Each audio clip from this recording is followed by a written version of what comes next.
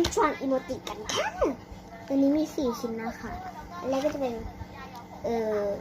อันนี้นะวิปครีมแล้วก็ข้าวโพดมาพอดีอันนี้เป็นไอศครีมนะคะถ้าเป็นไอศครีมข้าวโพดแท้ไม่มีนะคะแต่หวังไว้นะอะไรเป็นข้าวโพดพอดีเลยทุกคนนี่เราบีบเป็นข้าวโพดอะค่ะแล้วเราก็จะแยกไว้จะเป็นชีสเรามีชีส2 อันเราให้ตัดชีสอันนี้เอานี้เสร็จแล้วทำไงเราบัดเป็นอันนี้เลยทำไมนี่ร้องสิดึกแล้วเหรอต่อไปก็จะเป็นนมชาไข่มุกนะคะ